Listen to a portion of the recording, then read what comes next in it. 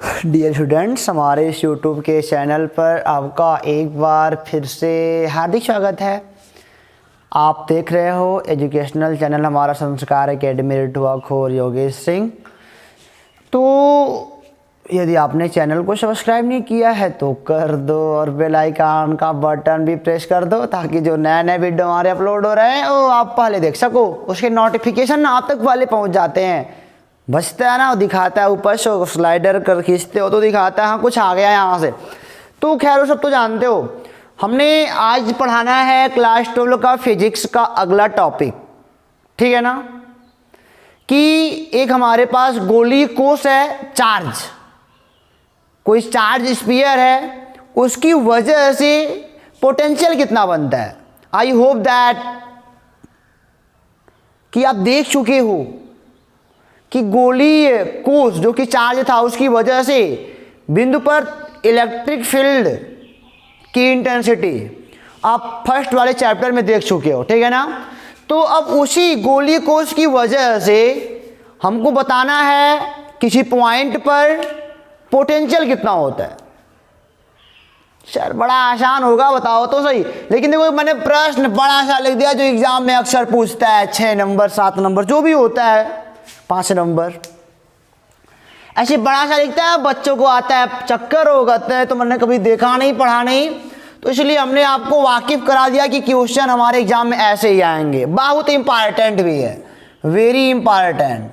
और आपको मैं बता दूं, वीडियो शुरू कर रहे हो तो हर एक छोटी छोटी टॉपिक में जो यहाँ पे बताऊंगा उसको नोट करते रहना, कहीं नहीं परेशान हो गए आप। बड़े बड़े एग्जामों में कुछ भी हो जाए, बड़े बड़े एग्जाम में बहुत कुछ आता है, ठीक है ना। तो कहीं आप फेल्योर नहीं करोगे, बस मेरी छोटी छोटी बातों को ध्यान देना, बस इधर आ जाओ। लिखा है आर त्रिज्या की आवेशित गोलीय कोश के पृष्ठ पर क्यू आवेश एक समान रूप से वितरित है, ठीक है ना। इसको मैं एक कैपिटल क्यू कर देता हूं क्योंकि हम लोग कैपिटल क्यू पे काम करे हैं बार बार। चलिए, गोलीय कोश के केंद्र से आर दूरी पर वैद्युत क्षेत्र की तीव्रता का व्यंजक निम्न है। E बराबर 0 अंदर, गोलीय कोश के अंदर E बराबर 0 होता है। तो अब मैं शुरू करता हूं। चलो, हमने आपको बताया था ना, हमारे पास जो स्फीयर यानी कि जो गोलीय कोश होगा वो 4 तरह का होगा। पहले तो एक हालो होता है, खोखला, और एक सॉलिड होता है। हालो या क्या होता है, सॉलिड होता है। और हालो में कंडक्टिंग होता है, मतलब जिसमें आपका करंट फ्लो करता है। अभी करंट तो हम पढ़े नहीं है, लेकिन करंट का नाम आपने सुना होगा। एक होता है नॉन कंडक्टिंग।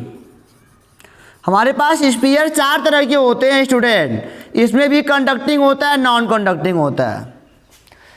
इलेक्ट्रिक फील्ड वाला अगर लेक्चर आप नहीं देखे हो तो जरूर देख लो, वहां पे सारी बातें आपको बताई गई हैं। और इन तीनों का लगभग केस एक जैसा होता है, हालो कंडक्टिंग, हालो नॉन कंडक्टिंग और सॉलिड कंडक्टिंग। 3 का केस एक जैसे होता है। क्या क्या? हालो कंडक्टिंग, हालो नॉन कंडक्टिंग, सॉलिड कंडक्टिंग। इनकी खासियत क्या होती है कि इनकी खासियत यही है, यानी कि अगर मैं इसका नाम पहला दूं, इसका नाम दूसरा, इस वाले का तीसरा, तो इन तीनों की खासियत क्या है कि जो चार्ज होता है ना, चार्ज इनके सरफेस पर होता है, इनके सरफेस पर होता है।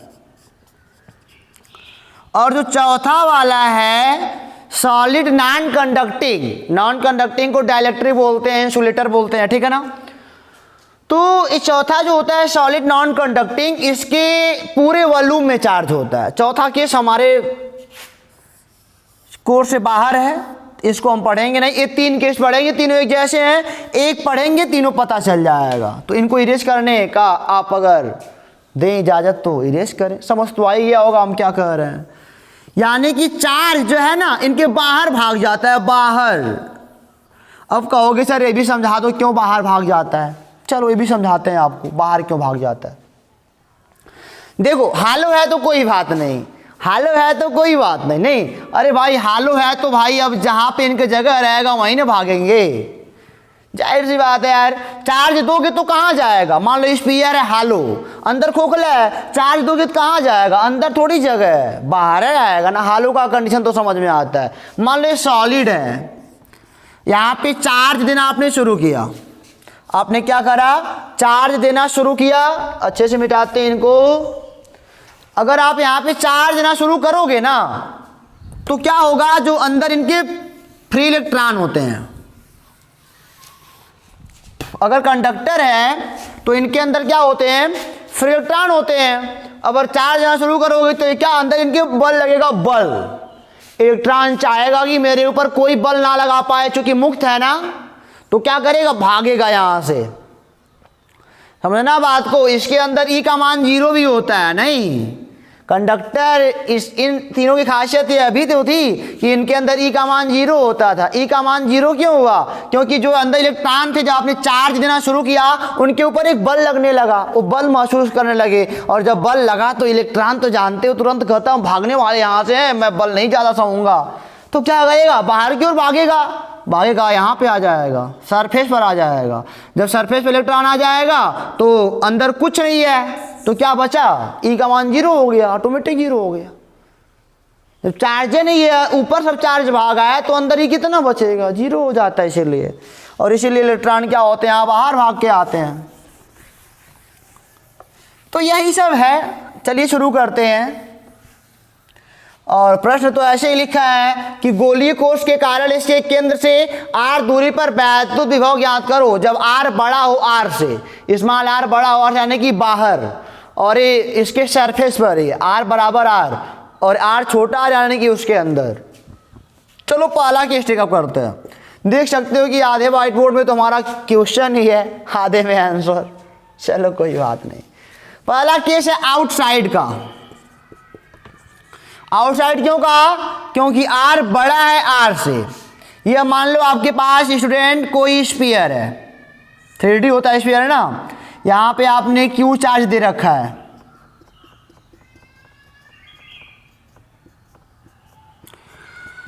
यहाँ पे हमने Q चार्ज दे रखा है, इसका सेंटर है और इसका रेडियस r है, और इस सेंटर से, केंद्र से बात होती है सारी, कि केंद्र से r दूरी पर, यही मान लो कोई पॉइंट P है, यहां से r दूरी, इस पर हमको बताना है पोटेंशियल कितना होगा। गोली कोश की वजह से, और क्या कुछ होता थोड़ी है। तो हम कहेंगे कि हमने एक पढ़ रखा है फार्मूला, वी नो दैट, क्या पढ़े हो आप, dv is equal to minus E into D R. Dot होता है हालांकि, ये डी आर होता है। तो अगर आपने हमारा अभी पिछला वाला लेक्चर देख के आया हो, ठीक है ना, तो वहाँ पे हमने जब केस लिया था, जब इलेक्ट्रिक फील्ड यूनिफॉर्म ना हो तब की केस लिया था। एक पॉइंट यहाँ पे R1 लिया था और एक R2 लिया था, जस्ट इसके पिछला वाला लेक्चर नंबर 4। तो यहाँ पे हमने ऐसे तोड़ तोड़ के निकाला था। तो वास्तव हमने लास्ट में कर दिया था, इन्हीं का समाकलन कर दिया गया था ऐसे, नहीं, minus E dot D are, छोटा छोटा करके, और वास्तव में हमने v कर दिया था। कहाँ से, R1 से लेकर R2 तक कर दिया था ना ऐसे। तो वास्तव में v तो था, लेकिन डेल्टा v था, क्योंकि 2 पॉइंट है ना, ये वास्तव में क्या था, डेल्टा v था।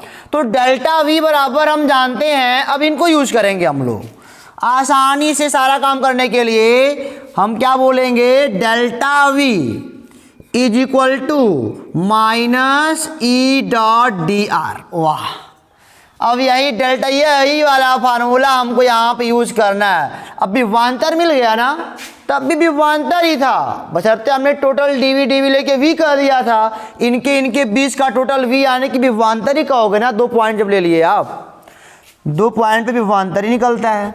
चलो आगे आते हैं। अब हमारे पास एक ही पॉइंट है और हमको निकालना है इन पर विभव। दूसरा पॉइंट क्या करते हैं, अपने आप से मान लेंगे इनफाइनाइट। क्या मान लेंगे, इनफाइनाइट। दूसरा पॉइंट जब इनफाइनाइट मान लोगे ना, समझना हमारी बात को, इनफाइनाइट मान लोगे। क्यों इनफाइनाइट मान ले रहे हो, क्योंकि इनफाइनाइट मान लोगे तो v इनफाइनाइट पे 0 होता है। और हमारा काम भी बन जाएगा, कोई फर्क भी नहीं पड़ेगा। यानी कि इनफाइनाइट से जब पी की ओर आएंगे तो ये हो जाएगा VP final minus inertial infinite is equal to minus, ये समाकलन क्या हो जाएगा, E dot D R, E dot D R. अब ई सोचोगे तो अरे भाई स्पीयर है तो ई का मान इनके लिए इधर ही तो होगा, ई का मान तो इधर ही होगा ना, ई का मान इनके लिए इधर और इधर इधर सब, मतलब कि हम एक पॉइंट कंसीडर करके रखे हैं तो इसके लिए ई का मान इधर ही जाएगा, इधर ही ई का मान इधर ही आर का मान, काश जीरो हो जाएगा वो। चलो आ जाओ, अब मतलब कि कहाँ से कहाँ तक करना है, बातें आती है। अब यहाँ पे इंटीग्रेशन लगा है तो कहाँ से कहाँ तक करना है, तो कहोगे सर इनफाइनाइट से कहाँ तक करना है, पी तक, इनफाइनाइट से कहाँ तक, पी तक। तो ये कहोगे वीपी हो जाएगा, इनफाइनाइट पे जीरो होता है कोई मतलब नहीं बनेगा, ये हो जाएगा वास्तव में ई डॉट डी आर, इनफाइनाइट तो इनफाइनाइट है और पी पे आर का मान, डी आर लिखा इसी के सापेक्ष हो रहा है, पी पे आर का मान कितना है, यहाँ से यहाँ तक की दूरी आर है, यहाँ से यहाँ तक दूरी इनफाइनाइट है तो इनफाइनाइट हो गया इनफाइनाइट तक, और यहाँ से यहाँ तक दूरी पी तक कितना आर है तो यहाँ पे क्या रखेंगे, आर रखेंगे। चलो आ जाओ, अब बताओ जरा Vp is equal to minus infinite R, E का मान बताओ यहाँ पे कितना है, पी पर ई का मान बताओ, तो आपने पढ़ा है 1/4 पाई एप्सिलॉन नॉट, ये चार्ज है, टोटल चार्ज और यहाँ तक की दूरी का स्क्वायर इंटू डी आर।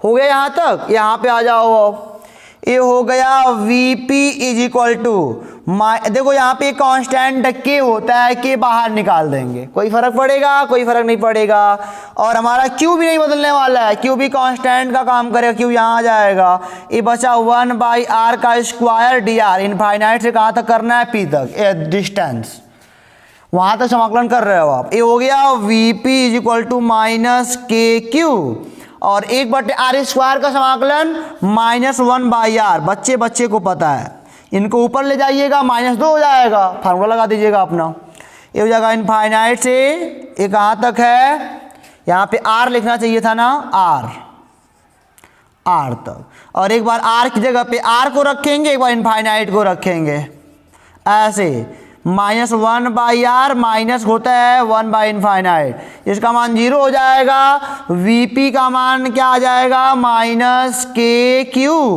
और यहाँ पे -1/r एक गुणा हो जाएगा, Vp बराबर +kq/r, स्मॉल r है, ध्यान दीजिएगा स्मॉल r,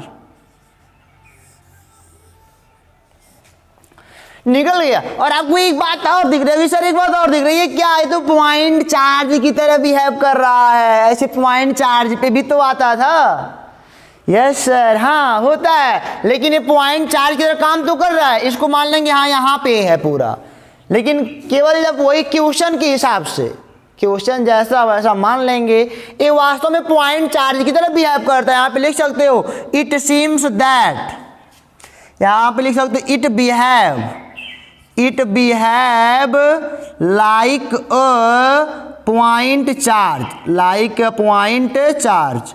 तो हम तो जानते हैं कि इससे आसान फार्मूला कहीं पे होगा ही नहीं। अगर गोली स्पीयर है कोई 3 तरह के, तो उससे बाहर, यानी जब आर बड़ा होगा इस कैपिटल आर से, यानी कि रेडियस से, यानी कि बाहर, तो हमारा जो पोटेंशियल आएगा वो के क्यू अपन आर आएगा, बस।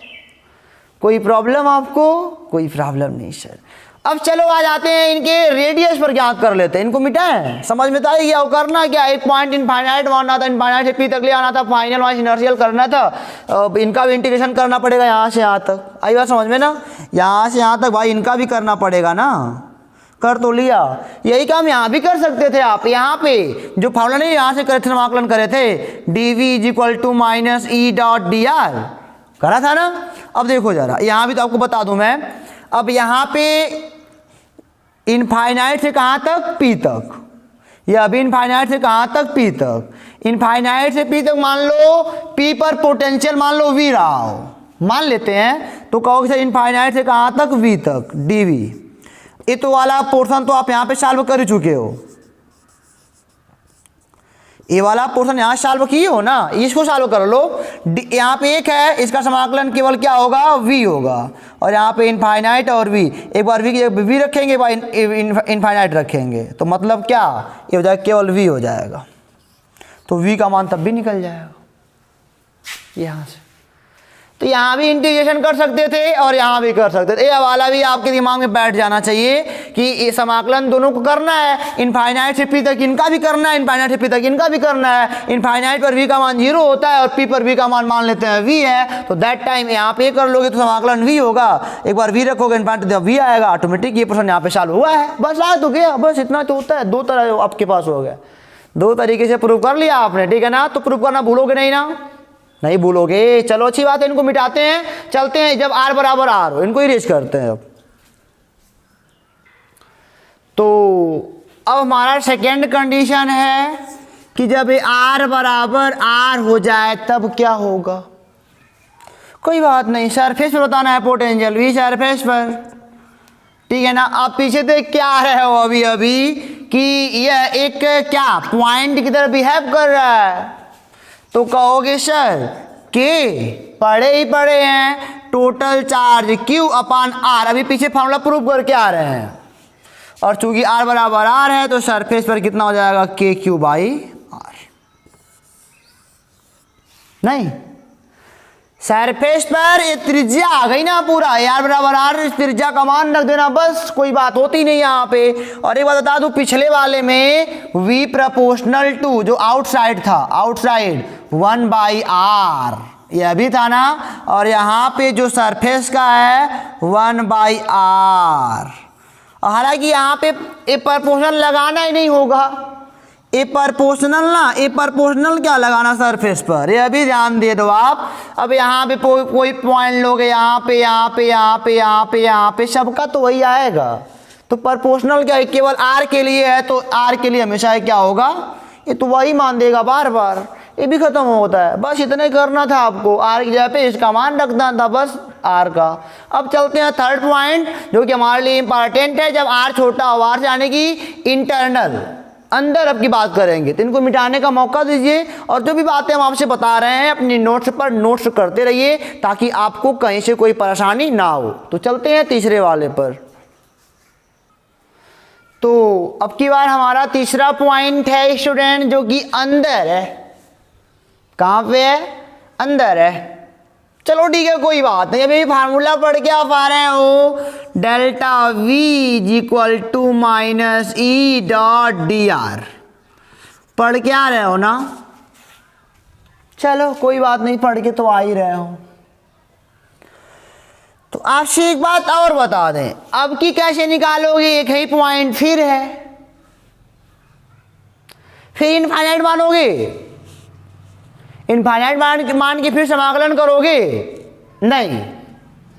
अगर अब की बार आपने इनफाइनाइट ले लिया तो समाकलन करना मुश्किल, ई का समाकलन तो बड़ी मुश्किल हो जाएगा भाई, ई का, क्योंकि देखो ई आउटसाइड कुछ न कुछ है। ई जो आउटसाइड है वह कहोगे सर KQ बाई R का स्क्वायर था, और ई इनसाइड जो है, इसके ई जो इनसाइड है वो जानते हो कि 0 होता है।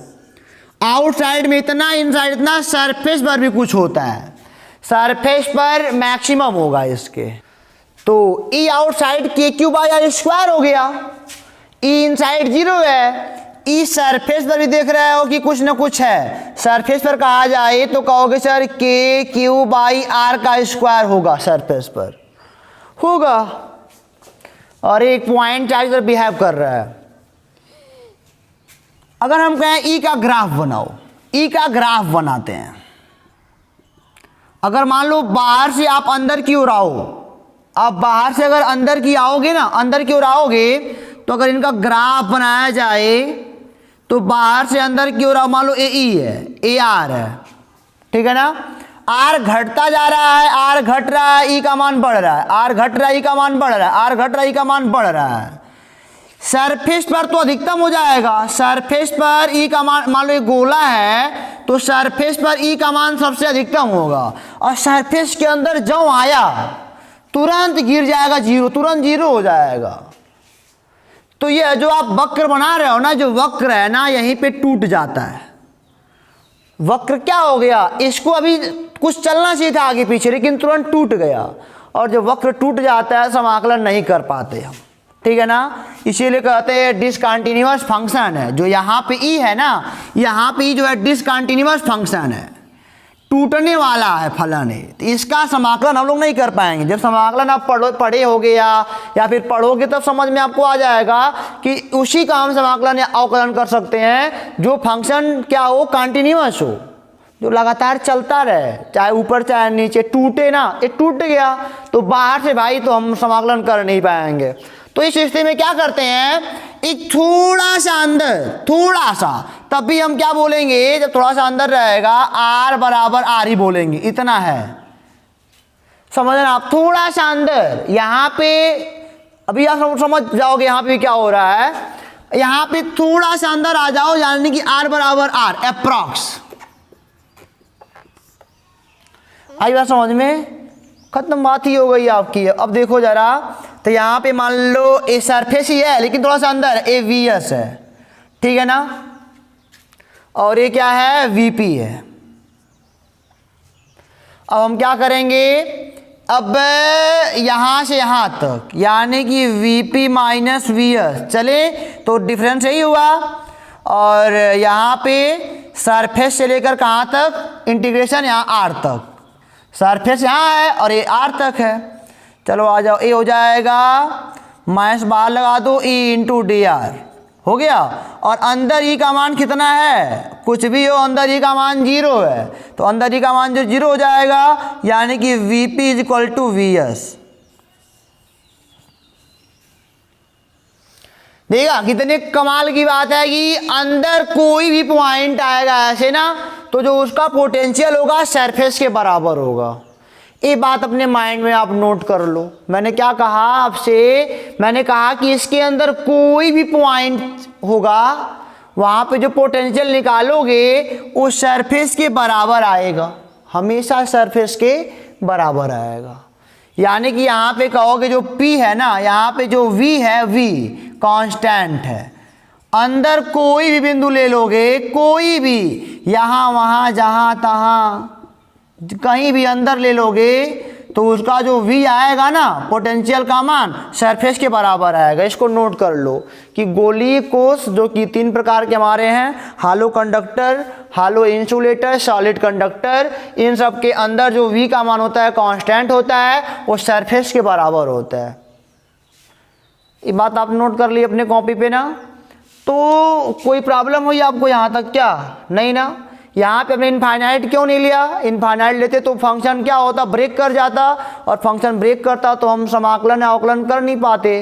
तो हमने क्या कहा, एक पॉइंट थोड़ा सा अंदर, थोड़ा सा, जो कि आर आर के बराबर रहे वहाँ पे, बहुत थोड़ा सा, फिजिक्स उतना चलता है। तो यस से पी की बात कर दिया हमने, तो final minus inertial is equal to, ये तो अभी इधर कुछ भी लिखो यार, जब ई का मान 0 अंदर है तो क्या लिखना, वीपी वी एस अपने आप बराबर आ जाएगा, इनको इधर ले आओगे तो ये हो गया इंटरनल का। तो यहाँ तक आपके पास समझ में आ गई ना। चलिए, तो ये बात आप ध्यान रखिएगा कि अंदर जो होता है ना, V कांस्टेंट होता है सरफेस के बराबर। इनको मिटाएं। अगला क्वेश्चन हमारा है कि R के साथ V के परिवर्तन का ग्राफ खींचो। चलो, अब हम कहेंगे V वर्सेस R का जो ग्राफ है ऐसे बनेगा। मान लो ये हमारा इधर V है, इधर R वाला पोर्शन यहाँ पे गोला मान लो। आपने पिछला लेक्चर अगर देखा होगा, चैप्टर फर्स्ट वाला ऐसे ही बनाया गया था।